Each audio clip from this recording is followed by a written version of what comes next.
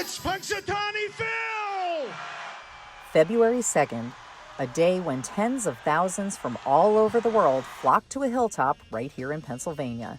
They come to see our state's most famous prognosticator, Punxsutawney Phil, make his big weather prediction with members of the Groundhog Club's inner circle by his side.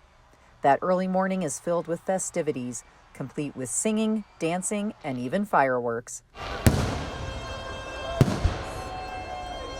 In the days surrounding Groundhog Day, there are many events that take place in and around Punxsutawney.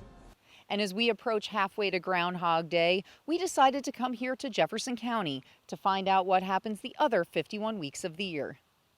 Well, this place we're at right now, Gobbler's Knob, is open 365 days a year, 24 hours a day. It's free to enter.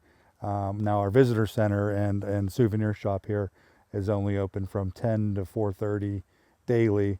But if you come anytime, and it's crazy, I've come up here maybe on a Sunday morning because we were cleaning up after an event, and there'll just be a constant flow of people at the strangest times.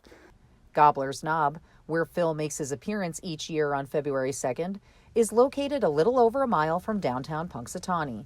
And to some, its location makes it an easy place to stop on a road trip. People just driving along Interstate 80 a lot of times, and they see the Punxsutawney sign, and they say, "Oh, we're this close. Now I wanted to take a break anyway. Let's just hop off." We're about a 20 to 30 minute drive off of I-80 to get here. So we get a lot of people that just pop in. The proximity to some U.S. cities also makes a stop here appealing, even to those not from the Keystone State. I am a huge Groundhog Day fan. It's one of my favorite, like obnoxiously one of my favorite movies, and I watch it every year, sometimes multiple times on Groundhog Day. And so we were going to be in Pittsburgh, and I'm like, we're an hour and a half from Punxsutawney. I got to go. We are on a long traveling trip here to around the United States of America and also Canada. And now we are on our path on the East Coast, north. And this was a good idea to come here. Gobbler's Knob is home to more than just Phil's big stage. There's also a short hiking trail where scenes of Phil are located throughout the loop, and a visitor center, which has some interactive displays and a large gift shop. But one thing you won't find at Gobbler's Knob is Phil. Currently, Phil and Phyllis live in town at actually there's a big glass window off the library, the public library, which is next to our town square. That's right. Phil and his wife Phyllis and their twins Sunny and Shadow live at a small zoo located in the local library. It can easily be viewed from inside the children's section or from an outside window. It's here where we were greeted by a group from Northridge, California. It turns out they had just been at Gobbler's Knob to witness Derek and Debbie Carbon renew their wedding vows. Yet another reason to visit Punxsutawney. Now, back to our tour. After a visit to the zoo, there's still more to explore downtown.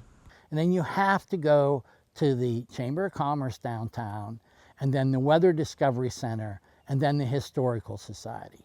Those are the main areas of the town, and we always recommend that that's sort of what you do if you have the time. The Weather Discovery Center is a science museum dedicated to meteorology.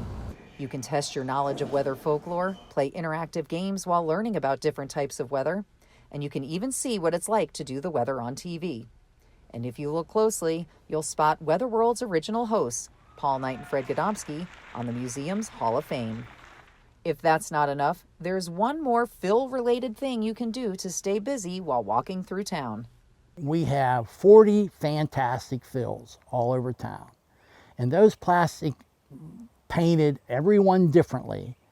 Basically, people hunt for them and they look for them and they get their picture taken in front of them. It's a draw. I mean, people enjoy that. They come back just to make sure. If there's a new one, they want to know about it and they want to see the Punxsy Phil and that sort of thing. So no matter what season of the year, fans of Phil will continue to visit their favorite groundhog and come away with much more. It's beautiful. Like I wasn't expecting the trees to be so tall here. I don't know why, but it's gorgeous. And the countryside, the hills, and I love it. It's so nice. It's beautiful. It's beautiful. Now we are here in the United States since beginning of May, and we see a lot of states now.